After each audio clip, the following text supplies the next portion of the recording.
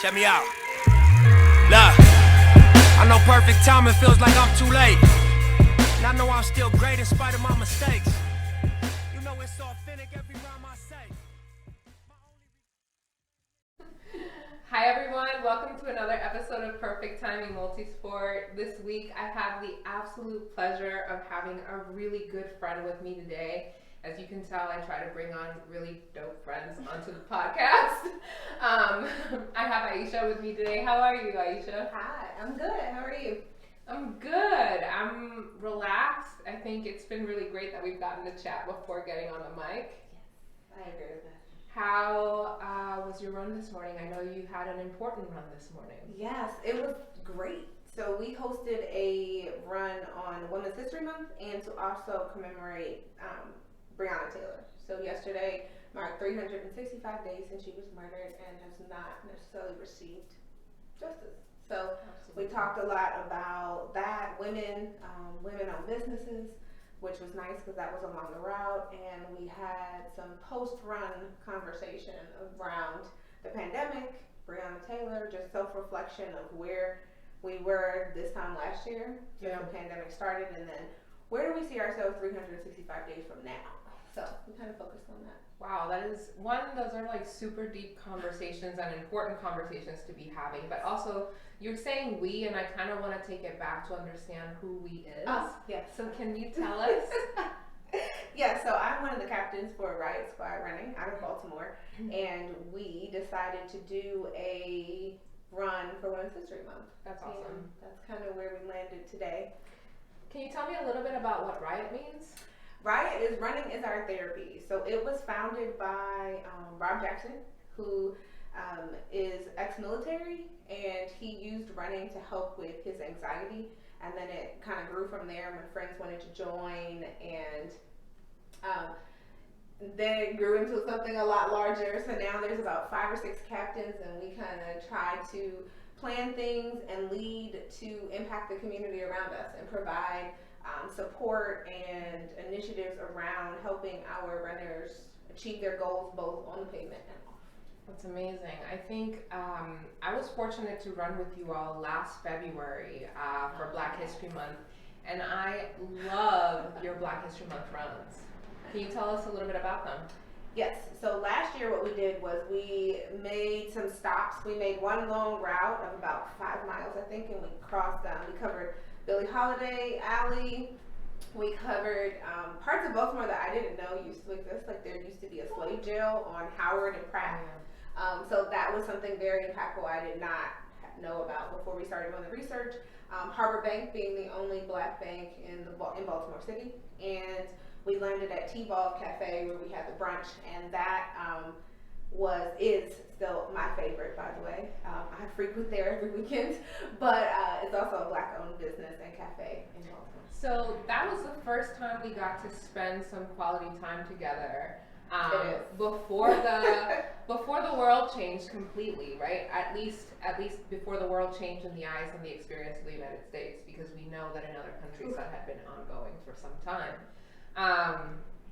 But it was probably one of my fondest memories with regards to like one of the few times that I had like an incredible time with a large group of people outside in the middle of the winter, and then the next thing you know, like a few weeks later, everything was transformed and changed completely. Yes, the streets were empty. The streets were empty.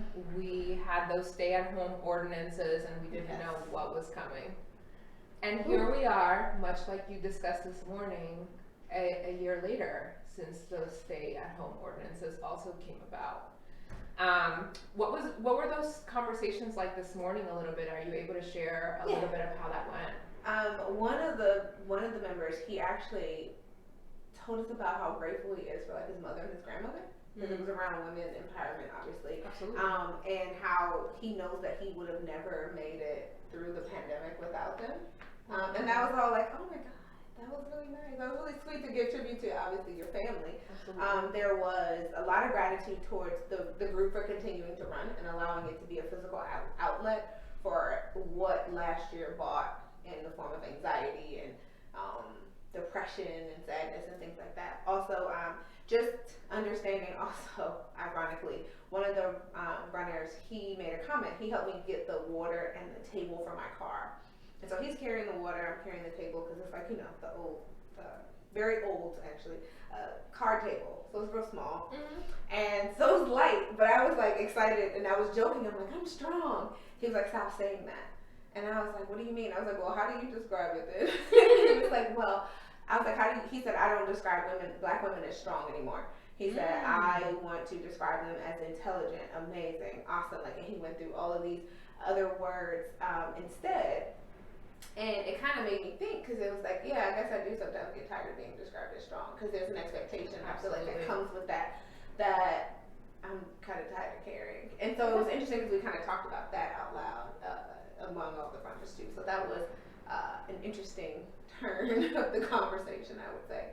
But I think also recognizing that I laugh because I get to, celebrate 2 months in a row, right? Because there's an intersectionality between being a black and a woman, right? So we just finished Black History Month, and now we get to celebrate being a woman. Yeah.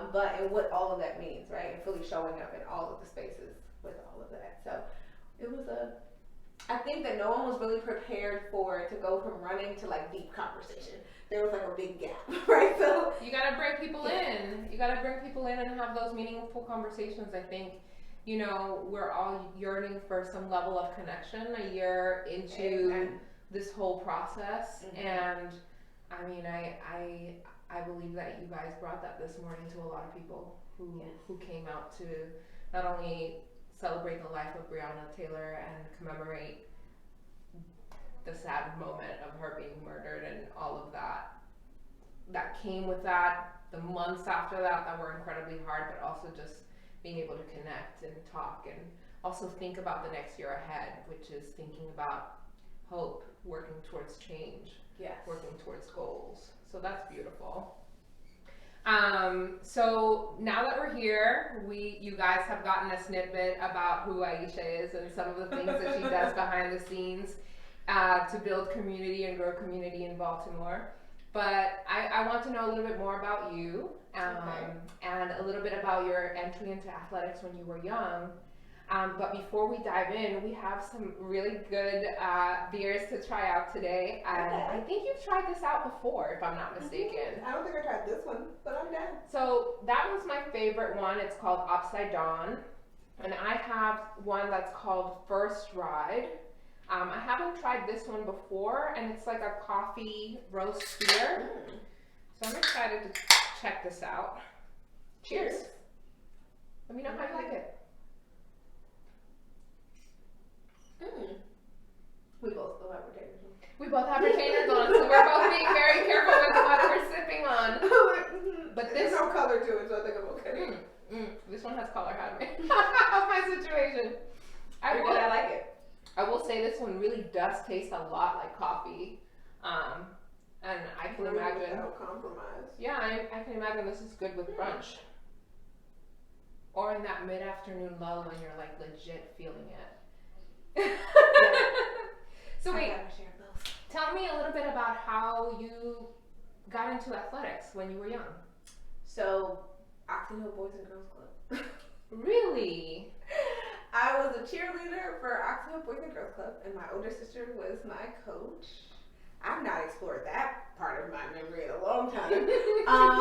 So none of these questions were obviously planned. I didn't think about that. Yes, I was a cheerleader, and then I ran track for maybe 3 years. What events did you do in track? 400 and 800. Okay. And I think what I learned about myself then was that I'm never going to be last. Okay. I might not be first, but I will never be last. So, I love that you got ahead of me because I was going to ask you, what did you learn about athletics when you were younger? And so, you learned that you were a competitive spirit.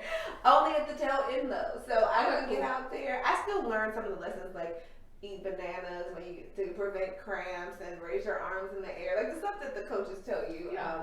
But I think the biggest lesson that I learned was I was never, and my dad still teases me because I was never last. Like I would count, I've always been a math person. I would count the amount of people that were starting with me, and I would pay attention to how many people have passed me. And so when I know that I'm almost at the end, somehow I found some energy. You're like, okay, so what I'm hearing you tell me is that you learned something that's really important in distance running, which is how to reserve your energy Yes. for when you really need it in an event. Yes, I'm glad you heard that. I'm like, I'm hearing competitive, but I'm also hearing actually some longer distance things in the background. It was funny because they could calculate. They knew it was going to happen. My parents would be in the stands, and they're like, "Here she comes." 9 people passed her. 12 of them total. Like, here she comes. Like, that's powerful. Yeah. So, what were some of the lessons beyond obviously learning how to eat and all these things? What did you learn about yourself as a young athlete? Probably discipline. I also have a father who used to be in the Navy, so the combination of the discipline and really committing to something and showing up, no matter how tired I was, I still had to show up to practice. No matter what happened the day before or whatever, I still had to show up. The only excuse was schoolwork. Right. And I think that ironically, again, never have been exploring this space in a long time, but that still holds true. That still holds true. So those things have translated into your adulthood. Yes, I've learned that once I commit, I commit. So whatever it takes, I commit, and we're just gonna. I was just telling somebody this morning, I might have shown up with one eye closed and mismatched socks, and you're lucky if the shoes match, but I'm there. Well, what's funny about that is that that's one of the things I noticed about you last summer. So for those of you that don't know who are listening, Perfect Timing last summer started putting together bi-weekly runs and rides. And the next thing you know, I see Iesha driving down from Baltimore with somebody else's bike rack strapped onto her car. Homegirl got a bike out of nowhere, and she's making these drives from Baltimore to DC like she lives around the block to do these bike rides. And the level of commitment that you had, but not just the commitment, you were tenacious on the bike. You were like, I see this hill and I am coming for this hill and I don't know how to do this well all the time, but I am here and I'm going to learn and I'm going to do this. I'm glad that's what you saw. So tell me what your side of that experience was, because I saw full commitment. It was commitment. I will say that once I decide to do something, I'm going to research it. I probably asked you and Ship 1,000 questions total. She really did. Yes, really about did. everything from shoes to pedals. I was screenshotting bikes and sending them to Ship and asking if I should buy it. I didn't know about that. Yes, I was. And he'll say, no, that's not a good one, or your bike is better than that. Just keep your bike for now. No, I didn't know about that. So trying to figure out what to do, learn the science behind it. I am obviously a technical person, so I want to know everything that I possibly can about almost everything that I do. So if I'm going to commit, I need to know the risk. I make calculated risks sometimes. And so I, on my side, was like, why are they so fast? I refuse to be the last person. I don't want them to wait on me. So you got to figure it out, right? So you got to figure it out. And I'm just like, you can do this, you can do it. And then I think in my mind, I tried to be relational to running and try to figure out if I was running, how would I get over this, right? And so if it means hurry up, get to the top and allow yourself to rest, or is it be steady, or the science techie person is the physics, right? So when we're going up a hill, it's going to be hard, but make sure you take the downhill to help you up the next hill. So trying to process all of that in my head was pretty much how I started, and then I went from obviously tennis shoes to finally giving in. And this girl was riding some pretty serious hills. Mike is the kind of captain that'll make you turn a corner, and the next thing you know, the hill might as well just slap you on the forehead. Yes, Potomac ride, to be exact. And Iesha was showing up in sneakers and doing these hills with her pedals. And she was not the last, I'll tell you that. Yes. So you told me a little bit about how technical you are. Can you give me some background into academics and workspace that's got you a little bit on that technical side and how it carries over into athletics? Yes. So I'm from PG, so I'm actually from maybe about 15 or 20 minutes from here, depending upon where you are. Right. Yeah. I went to Towson University for undergrad, and I did, what did I do? What did you do? Computer information. I didn't think about it because I haven't had to say it in such a long time. I did computer information systems and business management, and then I went to get a master's from University of Baltimore, my MBA in management information systems, and then I went to Hopkins and did the School of Engineering for technical management. So then I decided I'm never going back to school again, and so far, never back to school. So contrary to everybody's bets that they made when I graduated the last time. And I ended up working at Northrop Grumman, who paid for the last 2 masters, by the way. That's awesome. So if anybody's looking for a job, come on over. But I work That's for. invaluable. Yeah, it is actually. One thing my dad always told me is that no one can take your education away from you. Yeah. And so I took the undergrad and tried to, the overachiever in me, and I wanted to be last, master both sides of my undergrad, so that then I was good. Like that was really my ultimate goal. That's amazing. Congratulations. Thank you. I'm never going back to school again. Okay. It's been great. We may interview her in 2, maybe 3 years from now. She might be Dr. Iesha. Right. Just brace yourself. There's opportunity. Things are fluid. That's partially true, but so far I've been able to stay on this side of the spectrum and say I'm good, thank you. But it landed me my job at Northrop Grumman. I've been there now for about almost 14 years. And I've done everything from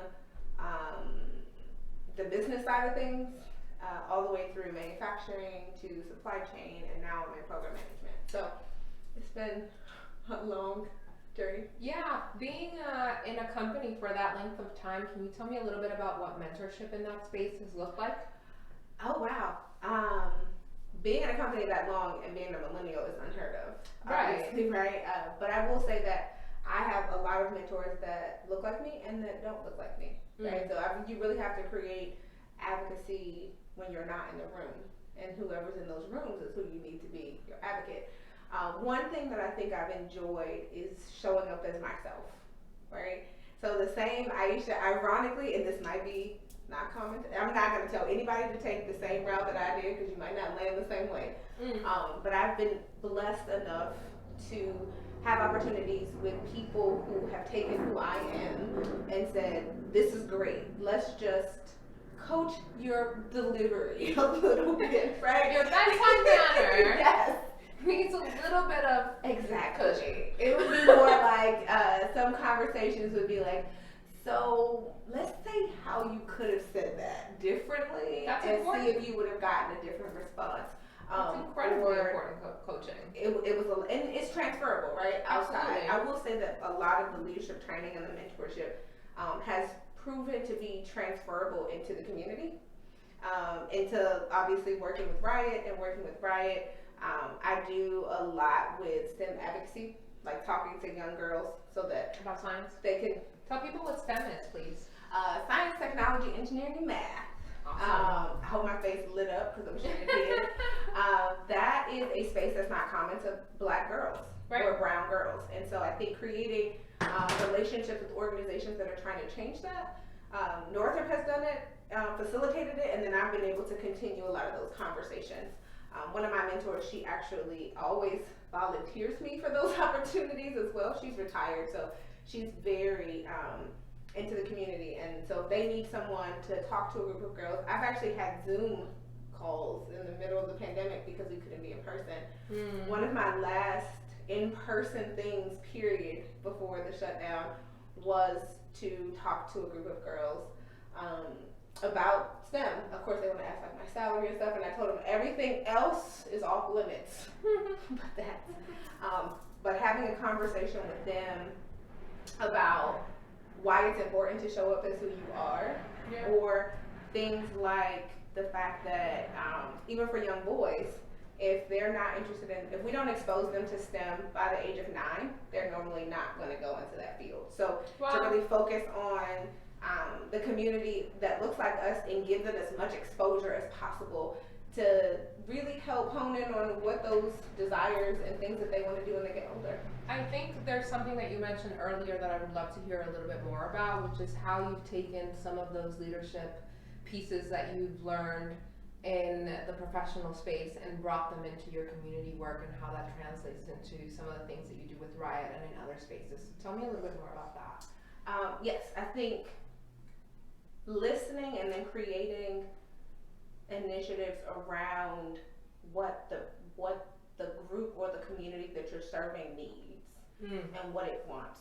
So we take things like the Black History Month run and we try to do it again. So this year it looked a little different, where we chose to do different places around the city versus trying to connect things in maybe a 5-mile ride radius. So we went to, and I learned something this year too, the Black entertainment area was in the Penn North area back in the day. And so the most interesting thing about that is I'm listening to Not in My Neighborhood, the book, and it really talks about the redlining and like the history of Baltimore. And so it also touches on how prominent African Americans used to live in that area. And now if you kind of go to that area, it's a little rough, but gentrification is real, we're cleaning it up. But we ran that area and like you can see like some of the theaters and things like that, bookstores, still owned by some of the same people from before. And some of the businesses are still there, some of them aren't.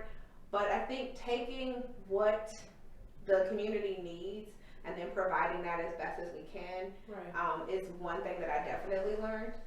And customer development and customer intimacy, that would be one, I would say. And then obviously I am a minority at work, which is something that I've gotten used to, right? So it's normalized. It's not a lot of us. We kind of know that. But taking what I've learned about the processes and the work that Northrop has put in, I'm able to translate that. I'm also on the board of directors for a nonprofit in Baltimore. And so Village Learning Place, if anybody wants to volunteer, if they want to donate. What do they do? It's actually one of the oldest libraries in Baltimore City. Wow. And so it's still, if you close your eyes and think back to when you used to visit the library, you used to have the steeple at the top. Yeah. And it clearly had the Dewey Decimal System on the inside. It is updated though, it's not Dewey Decimal anymore. But it provides a lot of programming to the community that around it. There's a STEM program, which is how I even got involved or exposed to the organization at all.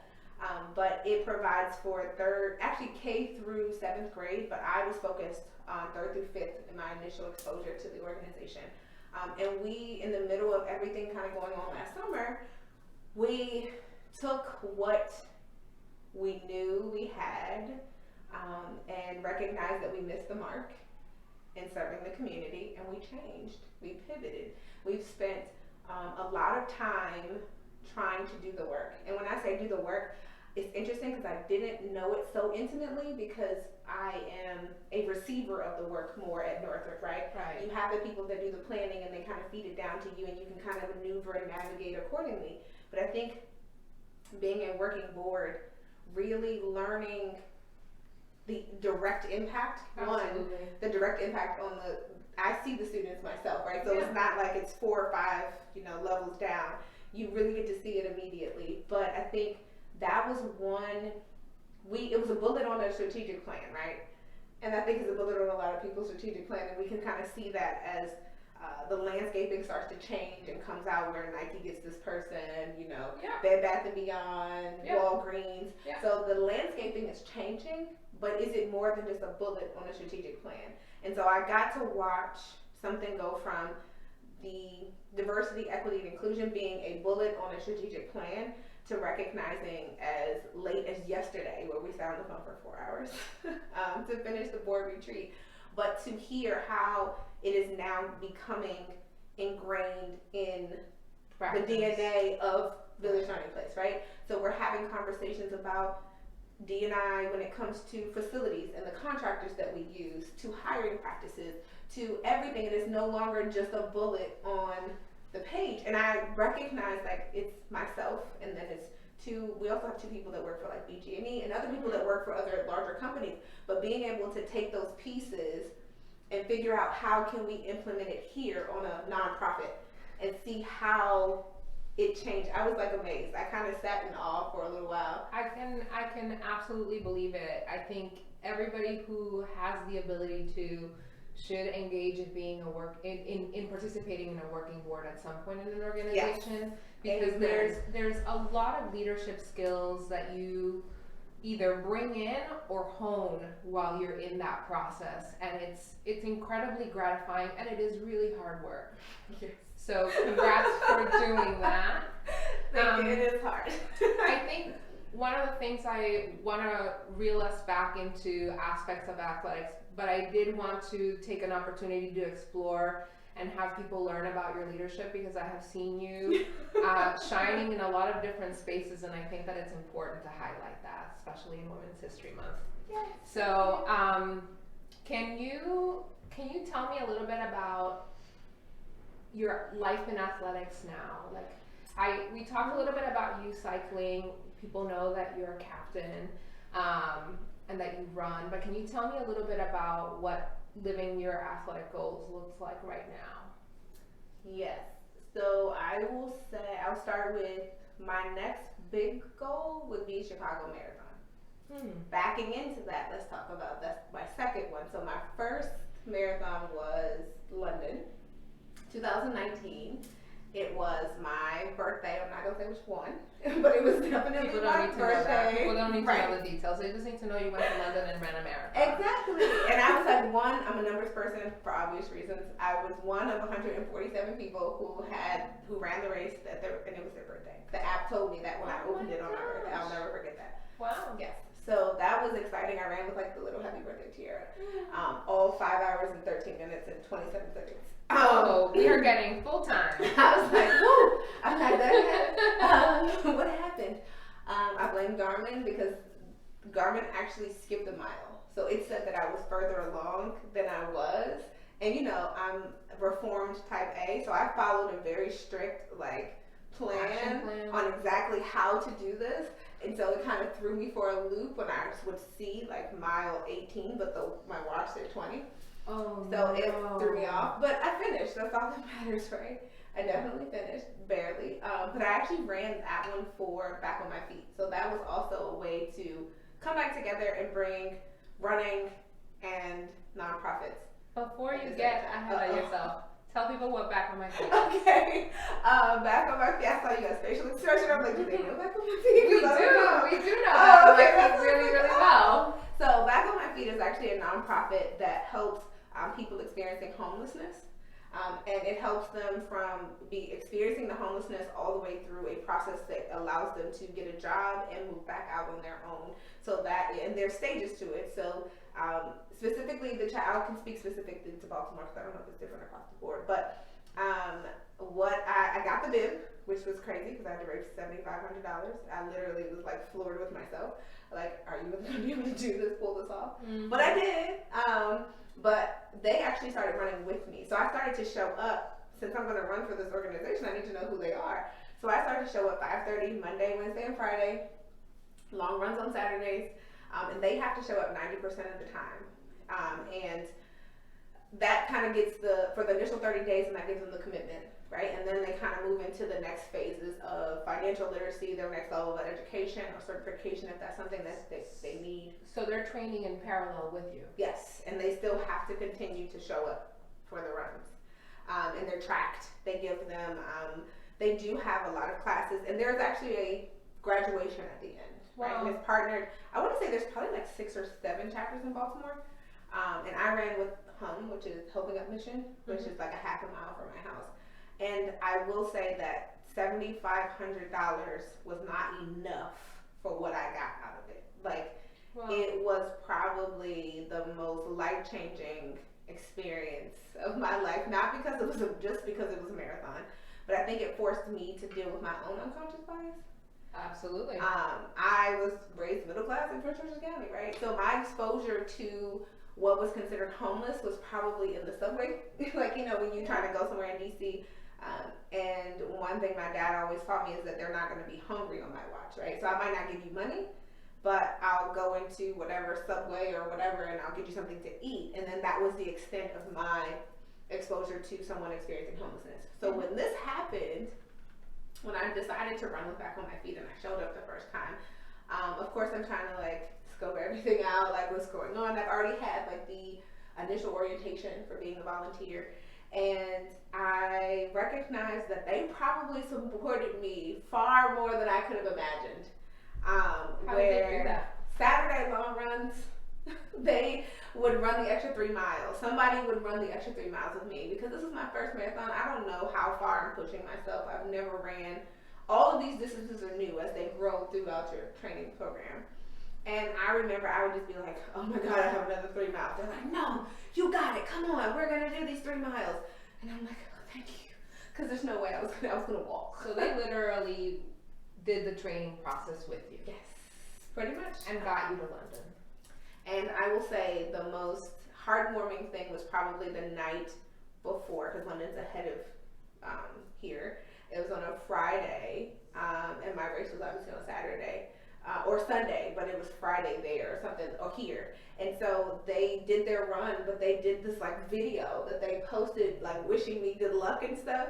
And I'm like, oh my gosh, I can do this. I can do this. I'm already over there, but I'm like, I can do this. So by the end, because it was my birthday, I used it as a way for people to give me birthday gifts. Mm-hmm. So I would say I got on the airplane with like $7,000 raised. I want to say I left London with about close to 10 because it was my birthday gift. So everybody, while I'm running, I'm getting notifications of all of the donations. How did that make you feel? Amazing, because my legs were ready to fall off. Okay. So what did it, I mean, first of all, you felt amazing. You were getting donations left and right. Yeah. Garmin did you wrong. They did. What did it feel like to cross the finish line? I cried. I think it's hard not to. I want to say that's one hell of a journey. I did Track Tuesdays, right? So obviously 5:30. Anybody want to come run Dunbar Track? You're welcome to come. Track Tuesdays reminded me that when I saw the sign that said 800 meters, that I was almost done. I was like, I know how far that is. I can do that. I remember from high school. Yes, like those workouts are gonna pay off. You're gonna do it, and it's funny because two of my friends that were like as close as they allowed you to get to the finish line, because of Boston, they've obviously pushed people back from the finish line, but they recorded a video, and it's interesting how I felt like I was sprinting until I looked at the video, and I wasn't. I think this happens to a lot of people. There's a way that you can imagine yourself looking, and then when you see the film, you're like, oh. I was like trotting or something. There was movement. That's all there was. There was movement. I think the feeling across the finish line, I want to say, as soon as I eyed the finish line, you can feel like the heat and like the gut feeling of like the crying kind of coming up. And I think, so I have an autoimmune disease that I was diagnosed in 2012, around this time actually, 2012. And I had to figure out a new normal, because in your mind you tell yourself you're not normal anymore, right? Yeah. That's all relative. As an adult, I've started to recognize that's all relative. But I used running to try to find something that I could control. And so you can run just about anywhere. And I have ran just about anywhere. Maybe not a race, but if I went on vacation, I'm running. Whether it's Colombia, Mexico, and there's running anywhere tours now. There's running exactly. tours when you travel now. I ran for my 30th birthday in Paris. I ran in Rome. I ran in Italy. I ran everywhere my 2 feet have landed. My running shoes go with me. That's beautiful. And when I recognized that I was going to cross the finish line, I felt like I beat science. Now, I don't want to beat science now with the whole pandemic thing. I need science to be right. This is a space where we agree 100%. We are down with the science. Yes. Down with the science. Definitely down with science. And so I felt like when I was diagnosed that I felt like I would never be able to do something like that. And then because of it's a breakdown of your immune system. And so you all know that when you're running a marathon, you're breaking down your immune system even more. So essentially I was breaking something that was already broken even more. And I will say that I made it out with one small injury. I strained my tibia. Okay. And cried when I had to take 2 weeks off. There are like a handful of people who had to talk me off the ledge. I was going to just quit altogether. The type A in me was very much like, if I can't follow this plan, I'm not doing it. This plan only is all I have. Well, and that's the thing, right? Like when you don't have control of a lot of things, the one thing you do control, and if there's something that in some way like creates an obstacle in that one thing. Mm-hmm.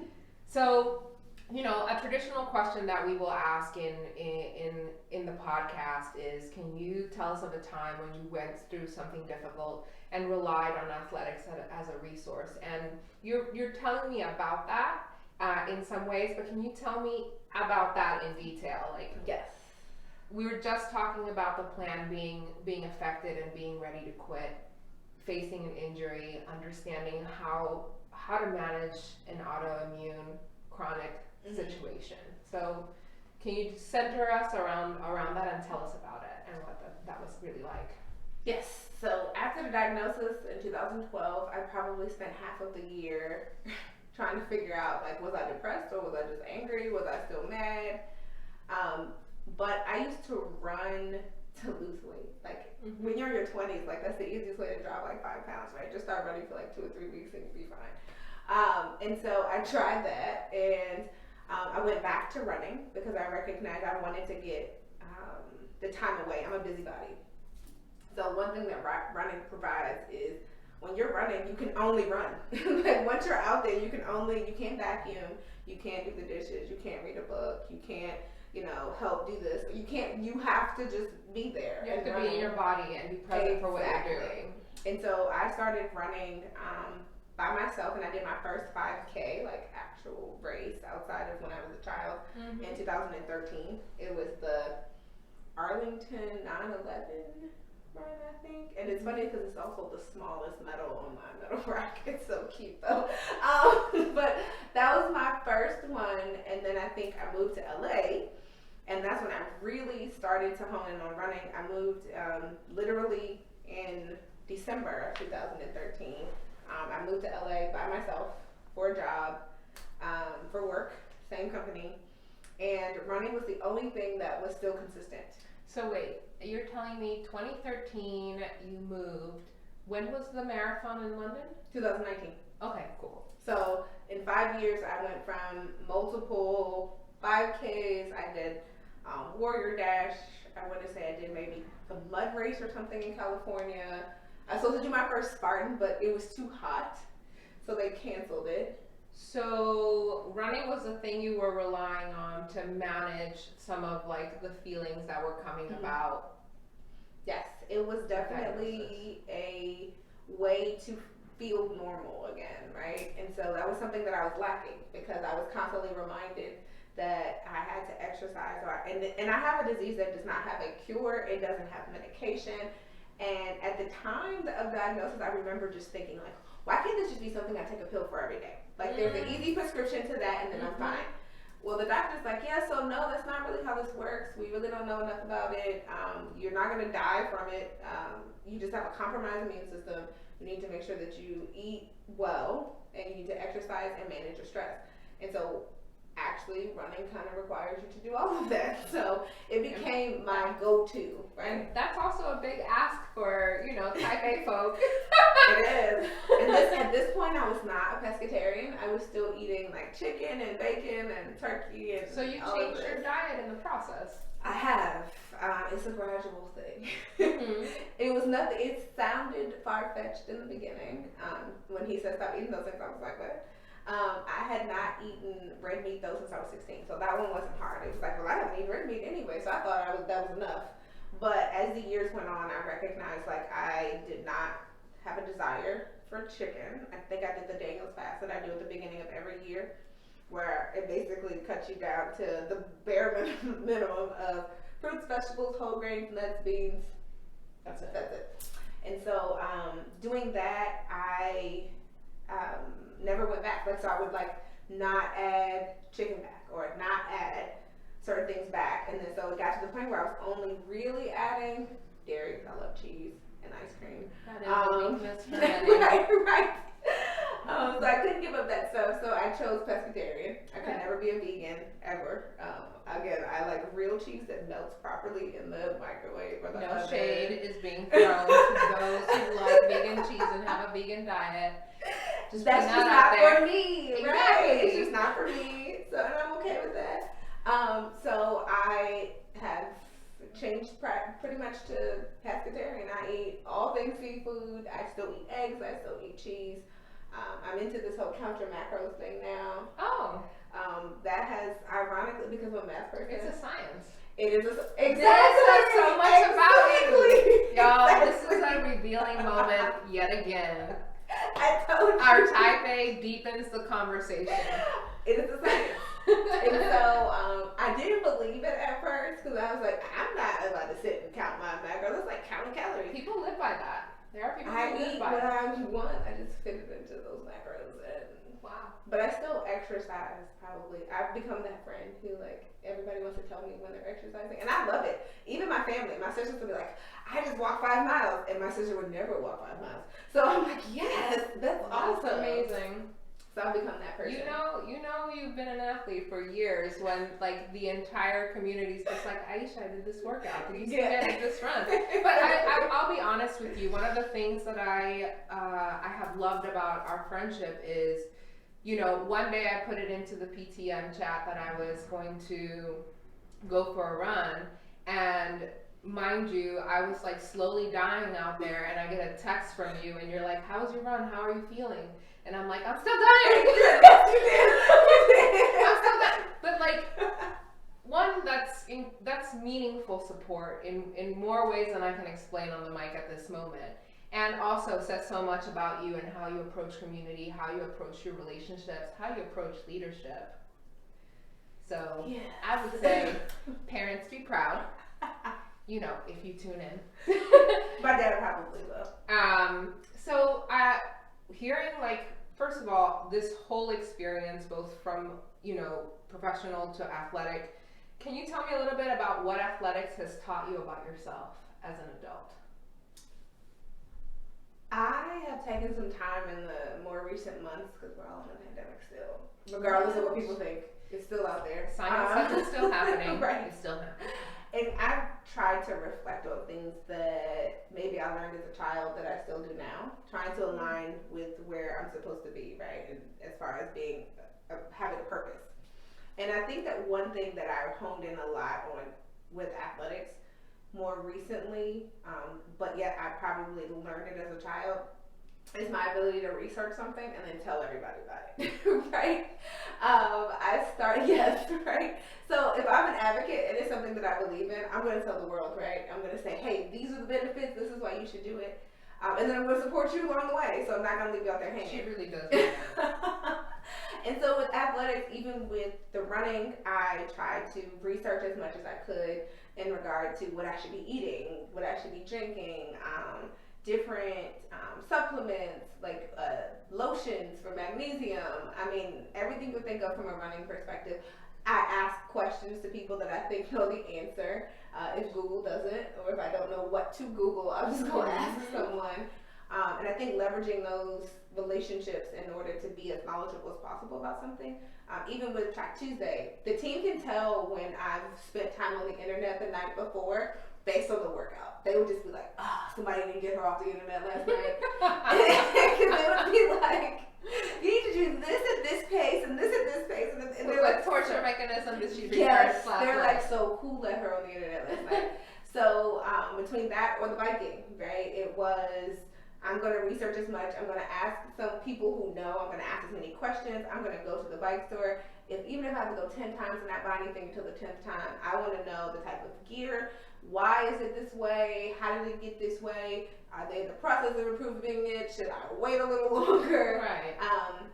What is the science behind everything? I guess I asked that question, right? What is the calculation or the science behind absolutely everything before or while I'm committing, I would say. Because I do commit way too. I commit. When I commit, it's over. She goes deep, y'all. And she dives deep. a lot. And I say discipline, right? So it's shown me how disciplined I am. And so it's interesting because some people take that as motivation. Mm-hmm. They think that I want to get up every morning and run. 9 times out of 10, the answer is no. Mm-hmm. I do like running, especially when the weather changed. I ran throughout the winter. So even when it was dark outside, even when it was cold outside, it's discipline. And sometimes when discipline doesn't work, you have to find outside accountability. So I would ask like people to run with me. And so when I'm not going to show up for myself, I promise you I'll still show up for someone else. Absolutely. And so it became that from an accountability perspective. I'm very good at holding other people accountable. Well, you really are. I'm telling you, those text messages definitely no. But in all honesty, for me, that's something that's been really important as well. And I think in the context of a pandemic and what feels safe when it comes to being around other people, what does it mean to have that accountability when you know you're in those times where it's hard to show up for yourself, but if there's a friend, if there's two friends, you're like 5:30, I will be there at 5:15 because CPT, but I'm going to be at 5:35. I mean, yes, I'm a 5:35 person. 5:45 maybe because CPT, but I'm gonna be there because you're there for me too. Can you tell me how do you define the perfect athlete? Just knowing yourself. I think the perfect athlete is going to be different for everyone. I would say someone who is willing to show up for themselves and get moving. The moving part is required for you to be considered an athlete, right? That's a minimum requirement. You gotta move that body. But it doesn't mean you have to always run the fastest mile or the longest distance or ride the longest distance. But I think showing up, committing, and then getting moving alone, in my mind, makes you an athlete. It's very interesting how many people say, I'm not a runner or anything, but I just did a mile. Then you're a runner. Yeah, like, you did it. Did you run? I think you did, right? Yeah. So I think that classifies you as a runner by default. It's incredible what a struggle that is, what a struggle it is, particularly with running. I've heard it from so many people, myself included, where there are moments where you're just kind of like, okay, but I don't run the whole thing, and then I run long, but then it's like, no, but you're still being active, you're still surrounding yourself by people who are active, you're showing up for yourself, and you're showing up for your community, and so you are. There you go. You are. You're an athlete, you're a runner, you're all of these things. It's interesting, last week, I want to say, Run Girl did the partnership with Fleet Feet.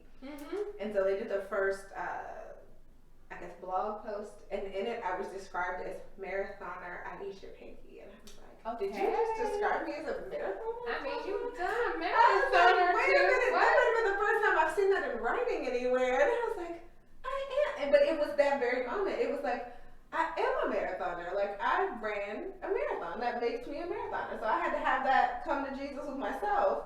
Just like people who say, I'm not a runner. Did you run? Yeah. Then I think you're a runner. Absolutely. It's like there's this special sparkles that come with the title that people don't want to give themselves credit. I think it's sometimes special sparkles, and sometimes I also think it's what society is trying to message to us, that an athlete looks a certain way or does certain things. It's like, even the pros don't do hard 1 miles, hard 5 miles, hard every workout, period. But with that, I'm going to move us into the rapid fire questions, because I have some rapid fire questions for you, y'all. She's freaking out. I just want you to know, I saw my heart rate. I just saw the fear of God in her face. Okay. Share with me, what's your ugliest finish? That marathon.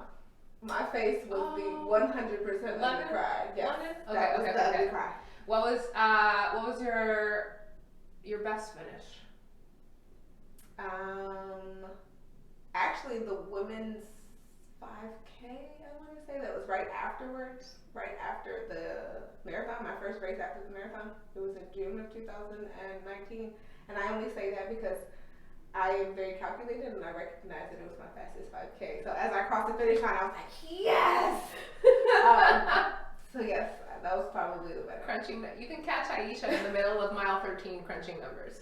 How much farther do I have to do? What is my current pace? What do I need to get to my goal pace? Does it mean I need to speed up right now? Yeah, that's all in my head.